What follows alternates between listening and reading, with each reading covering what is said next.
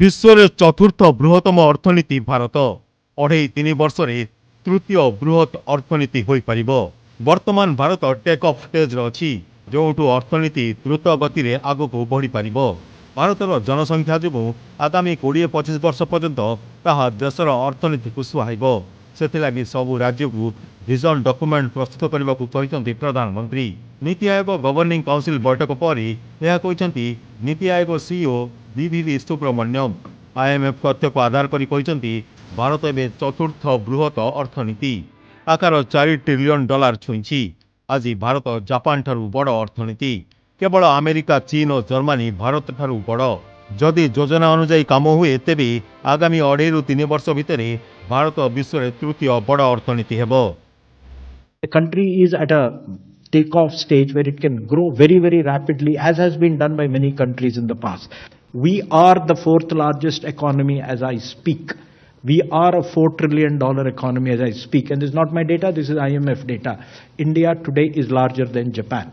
So it's only the United States, China and Germany which are larger. And if we stick to what is being planned, what is being thought through, it's a matter of another 2.5 to 3 years, we would become the third largest economy.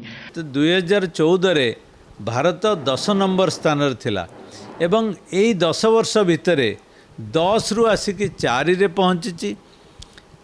आउ मात्र 2 रु 2.5 वर्ष भितरे आमे आशा करूछु जे Bharat Germany को पछरे पकई तृतीय सर्वबृहत अर्थनीति रे पहुंचबो एवं आमे लगातार भाबे 6.2 रु 6.5 भितरे ग्रो करूछु जेतेबेले सारा पृथ्वी मात्र 2.8% रे ग्रो करूछि।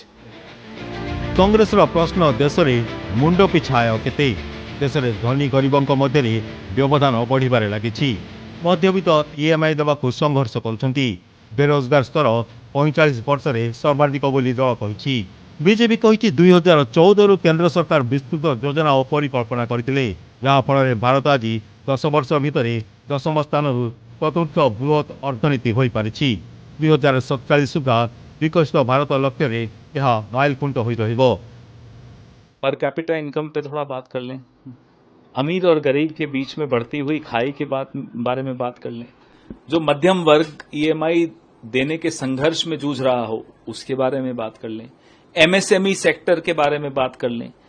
45 साल का बेरोजगारी का जो रिकॉर्ड टूटा है उसके बारे में बात कर लें। फिर तो हमको समझ में आया कि साहब आपके जो चमक धमक वाले आंकड़े हैं उसका प्रभाव आम आदमी पर भी पड़ रहा है। केंद्र सरकार जो विस्तृत योजना होता 2014 पर 10म स्थान आसिकी एभलिया एक जगार तृतीय स्थान चतुर्थ स्थान पहुंचवार जो परिकल्पना से परिकल्पना कारण आज आम संभव जे मात्र 11 वर्षर शासन काल भितर आम 10म स्थान आसिक चतुर्थ स्थान पहुंचीचे। 2047 मसीहा देश पूरा प्रस्तुत करने को देश को ये निश्चित भाव में एक बड़ माइल खुंटी भाव प्रमाणित हम। आईएमएफ तथ्य आधार में अमेरिका जीडीपी $30.507 ट्रिलियन थिबा बेले चीन रो $19.231 ट्रिलियन, जर्मनी रो $4.744 ट्रिलियन, भारत रो $4.187 ट्रिलियन और जापान रो $4.186 ट्रिलियन रही। भुवनेश्वर दीपक महांती और सौम्यरंजन सेठी रिपोर्ट, कलिंग टीवी।